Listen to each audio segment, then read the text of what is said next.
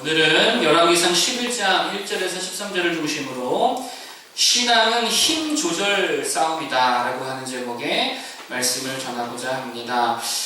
오늘은 솔로몬의 타락에 대한 부분입니다. 9장 10장을 읽어보면 솔로몬 시대에 얼마나 태평했고 얼마나 풍족했고 얼마나 이 땅 가운데 하나님이 주시는 샬롬 평강으로 가득 차 있는지를 쭉 이렇게 보여주고 있다가 11장에 이르러서, 오늘 우리가 읽은 본문이지요. 11장에 이르러서는 갑자기 솔로몬의 타락에 대해서 이야기를 하고 있습니다. 그래서 오늘은 솔로몬의 타락 이야기를 통해서 우리에게 주는 몇 가지 교훈을 함께 살피고자 합니다. 첫 번째로 알 수 있는 것은 신앙은 힘 조절 싸움이다. 이런 것을 볼 수 있을 것 같아요. 1절에 보니까 솔로몬이 결코 해서는 안 된 일을 하였다고 기록하고 있지요. 한번 1절을 보겠습니다. 시작.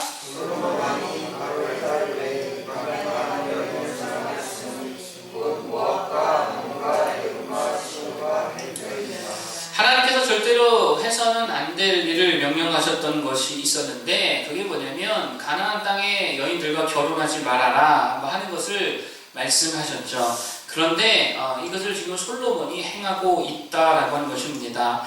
하나님의 말씀을 어기고 이 모든 여인들과 다 결혼을 했다라고 하는 것이죠. 그리고 이렇게 표현할 수 있을 것 같아요. 힘 조절을 못했다. 자신에게 있는 힘과 권력을 조절하지 못하고 있는 대로 다 써버렸다라고 하는 거예요. 그것이 하나님께서 금하신 것이고 자기가 망할 일임에도 불구하고, 여러분, 그러면 힘을 아끼고 절제해야 될 거 아니에요. 한 사람이랑만 결혼을 해야죠. 그럼에도 불구하고 그러지 못하고 자신이 있는 힘 다 써버렸다라고 하는 것이죠. 솔로몬이 되게 지혜로운 사람인데 이 부분에서만큼은 되게 미련해 보입니다. 여러분, 지혜라는 게 뭡니까? 힘 조절을 적절히 하는 거, 이것도 지혜의 하나라고 생각합니다. 권력이 생겼다고 그 권력을 아무 때나 아무렇게나 다 쓰면 이게 지혜가 아니죠. 되게 미련한 행동이죠. 돈이 생겼다고 아무데나 막 다 돈을 쓰면 그게 미련함이지 결코 지혜가 아니다라고 하는 거죠. 또 힘이 있다고, 실제 물리적인 힘이 있다고 아무데나 다 그 힘을 쓰면 그거 마찬가지로 지혜자가 아니라는 거예요. 여자들에게 힘쓰고 약자에게 힘쓰고 그러면 그게 깡패지 이 지혜자가 아니다라고 하는 것이죠. 군대에 있을 때 후임 중에 보디빌더 하는 애가 들어왔습니다. 그래서 신병들이 이제 신고식을 하잖아요. 우통을 까더니 보디빌딩을 보여주는데요. 정말 근육이 김종국의 근육과 같은 그런 모습이었습니다. 힘도 어찌나 좋은지 하여튼 힘쓰는 일에 걔를 불러다가 쓰면은 하여튼 본인도 힘 자랑하는 걸 좋아해가지고 얼마나 힘을 잘 쓰는지 몰라요. 그런데 힘은 센데 얘가 지혜가 없어요. 그러다 보니까 어느 날은 어떤 일이 있었냐면 추운 겨울날 땅이 굳어 있잖아요. 그래서 곡괭이질을 하는데 걔가 힘이 좋으니까 곡괭이질을 시켰습니다. 그랬더니 곡괭이를 얼마나 깊이 내려 박았는지요. 깊이 박혔어요. 그리고 나서는 그거를 꺾어서 이렇게 땅을 이렇게 파야 되는데 깊게 박아놓은 힘으로 그냥 해버리니까 곡괭이 자루가 부러질 정도로 그렇게 힘으로 무식하게 곡괭이질을 하더라라고 하는 거예요. 가만히 보니까 곡괭이질은 제가 더 잘하는 것 같더라고요. 저는 힘은 없어도 지혜롭게 이렇게 적절하게 힘을 줬다 뺐다 요령껏 하니까 제가 볼 때는 제가 더 잘하는 것 같아요. 이게 무슨 말입니까? 힘을 줄 때 줄고 뺄 때 뺄 줄 알아야 이게 지혜자라는 거예요. 그냥 무식하게 있는 힘 다 써버리면 이게 되게 미련하고 어리석은 일이 될 수 있다라고 하는 것이죠. 그래서 오늘 솔로몬이 바로 그렇다는 거예요. 솔로몬은 말 그대로 권력과 부와 모든 것을 다 가졌잖아요. 어마어마한 힘과 능력을 가졌습니다. 그러나 여러분, 돈이 많다고 시장에 가서 다 살 필요 없잖아요. 힘이 있다고 그 힘 다 쓸 필요 없잖아요. 힘을 뺄 때도 필요하다라고 하는 것입니다. 그런데 솔로몬의 문제는 힘을 쓸 줄은 아는데 뺄 줄을 몰랐다는 거예요. 힘을 쓸 줄은 아는데 뺄 줄을 몰랐어요. 그래서 하나님께서 금하신 일에 대해서도 그는 자신이 가진 힘과 권력과 부를 다 써버렸다라고 하는 것이죠. 그 결과가 뭐였습니까? 1,000명의 이방 여인들과의 결혼이었어요. 1,000명의 아내를 거느릴 힘이 있다고 해서 그거 다 그렇게 할 필요 없는데 솔로몬은 자기 권력, 권세를 그 힘쓰는 데다가 몽땅 써버렸다라고 합니다. 이방 여인과의 결혼에 대해서는요, 완전히 힘을 빼야 될 줄로 믿습니다. 그게 하나님의 뜻이었잖아요. 그런데 거기에 힘을 쏟고 거기에 열정을 쏟고 거기에 마음을 쏟았더니 결국 어떻게 됩니까? 다 망하더라라고 하는 거예요. 여러분, 힘 조절을 잘 하는 게 지혜고 신앙생활도 마찬가지라고 생각합니다. 여러분, 성경을 가만히 제가 생각해 봤더니 힘 조절을 제일 잘한 사람이 구약에 한 사람, 신약에 한 사람이 있는 것 같아요. 구약에는 다윗인 것 같고요. 신약은 사도 바울인 것 같습니다. 다윗은 사울에게 쫓길 때에 사울을 죽일 기회가 몇 번이나 있었죠? 2번씩이나 있었어요. 분명히 사울을 죽일 수 있는 기회가 있었습니다. 그런데 그때의 다윗은 자신의 힘을 완전히 뺐어요.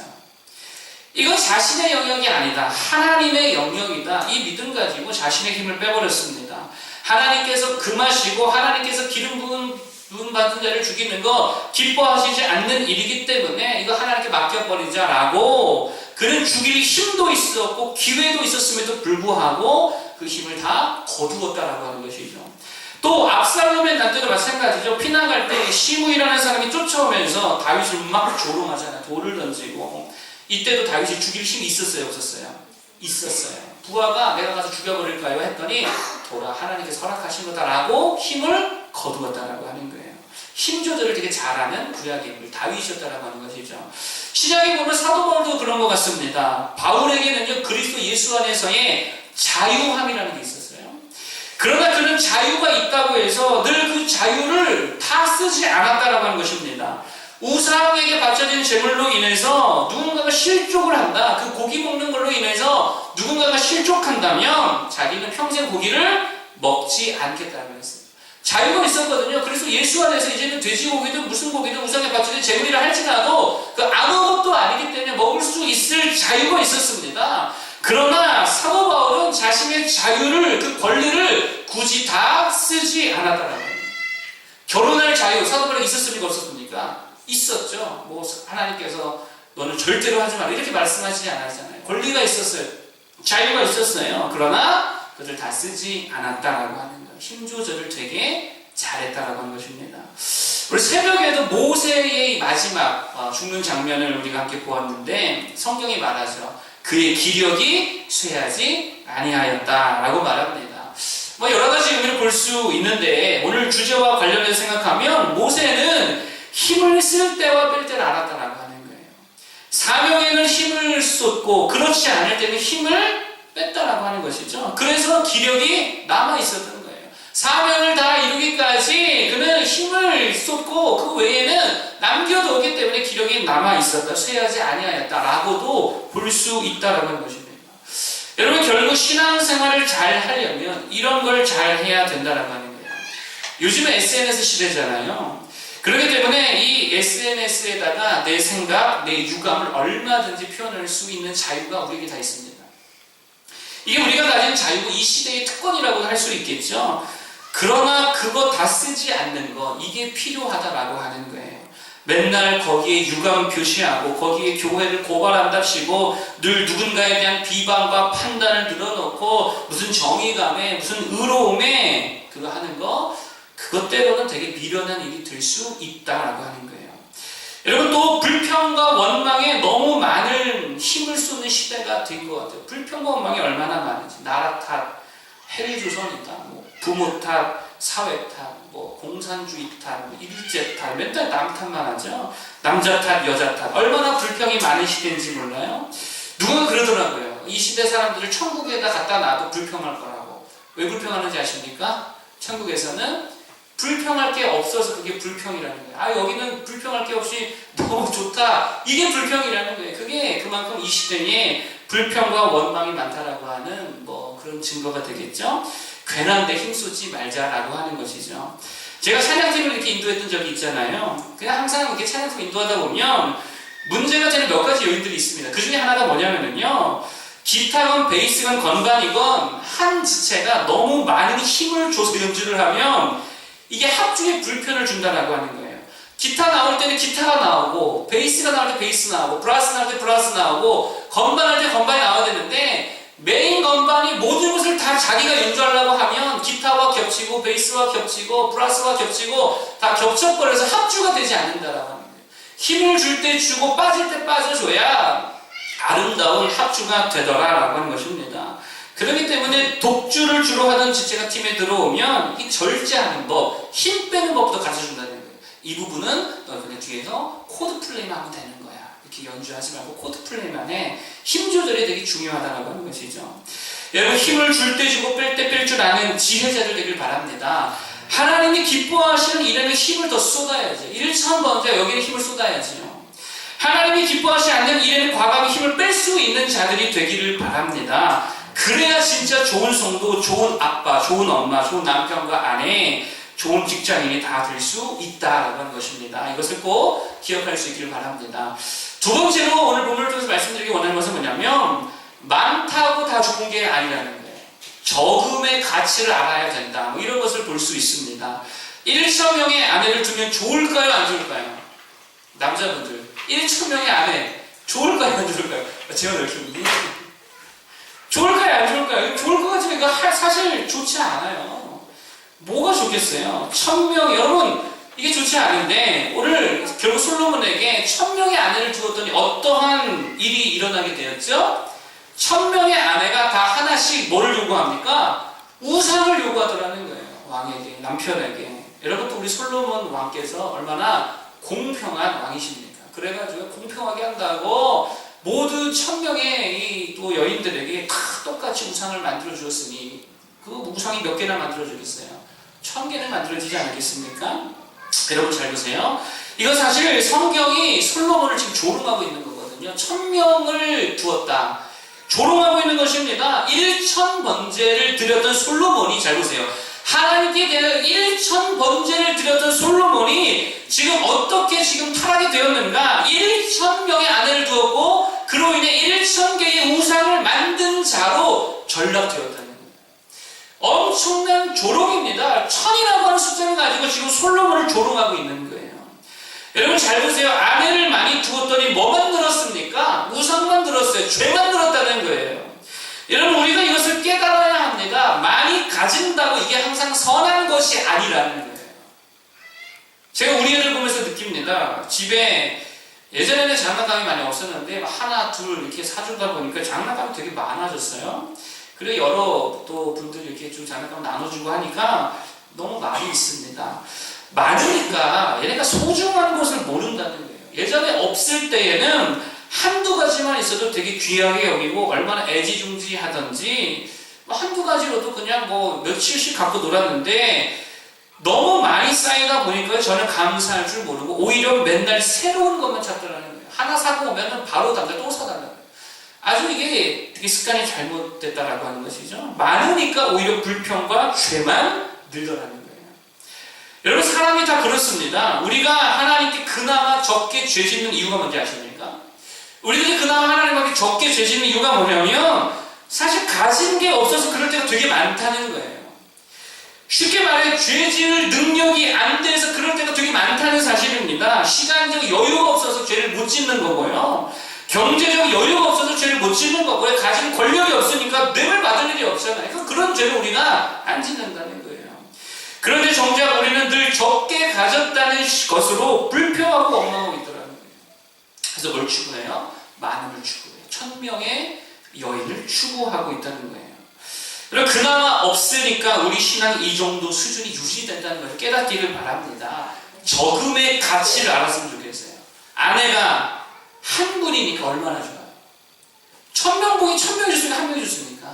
한 명이 좋다니까요. 아내가 둘이라고만 생각해보세요. 바가지 긋고 잔소리하는 사람이 둘이라고 생각해보세요. 한 명이니 얼마나 감사한지 모릅니다. 남편도 마찬가지죠. 또 지금이랑 똑같은 남편이 하나 더 있다고 생각해보세요. 나 같은 남편이 우리 사모님께 한 명이 더 있다.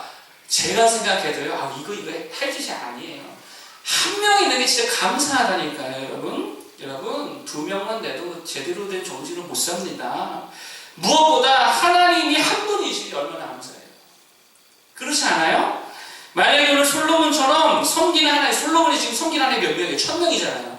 솔로몬처럼 섬기는 하나님이 1,000분이시면 어떻게 될까요? 예배 드려도 한 번 드리려면 1,000번 드려야 돼요. 1,000명께 다 드려야 되니까. 주일에만 1,000번 예배 드린다고 생각해 보세요. 이거 기쁨이 아니죠. 이때부터 고역입니다. 이거 바로의 고역이나 마찬가지인 거예요. 학대 수준입니다. 11조를 1,000번을 어떻게 드리겠어요? 10계명이 1,000계명 몇 계명이죠? 10,000계명. 이거 어떻게 감당하겠어요? 어떻게 지키겠어요? 하나님이 한 분이시기 때문에 이게 진짜 감사하다는 거예요. 여러분 잘 보세요. 정말 소중하고 정말 좋은 거는 많아요, 적어요? 항상 그 수가 적다라고 하는 거예요. 적음의 가치를 볼 줄 아는 자들 되기를 바랍니다. 여러분이 귀하고 존귀한 이유가 무엇입니까? 여러분 말고도 또 여러분 똑같은 사람이 있다고 생각해요. 죽어도 또 있다. 그러면 생명의 가치가 없겠죠. 여러분의 존귀함이 없겠죠. 나밖에 없으니까 귀하고 가치가 있는 것이다라고 하는 거예요. 적게 있는 것들을 그 가치를 보고 감사할 줄 아는 모두가 되었으면 좋겠습니다. 링컨 아시죠? 링컨의 전기를 기록한 작가가 이렇게 말했다 그러죠. 하나님께서는 링컨에게 위대한 사람이 될 만한 조건은 한 가지도 주시지 않으셨다. 위대한 사람이 될 만한 조건을 하나도 주시지 않으셨다. 다만 그에게 가난과 훌륭한 신앙의 어머니만을 주셨을 뿐이다. 아무것도 풍요로운 게 없었다는 거예요. 다 부족했어요. 그러자 다 없는 상황이 되니까 풍성이 없고 많은 것이 없으니까 정말 가치 있는 것이 너무도 선명히 보이더라는 거예요. 뭐가 보였다는 거예요? 어머니의 귀한 신앙의 교육이 그거 하나가 아주 빛을 발했다라고 하는 거예요. 여러분 만일 링컨이 많은 것을 가진 금수저였다라고 한다면 어쩌면 어머니의 그 신앙 교육은 빛을 발하지 못했을 수도 있다는 거예요. 적음의 가치, 광야의 가치를 아는 자들 되길 바랍니다.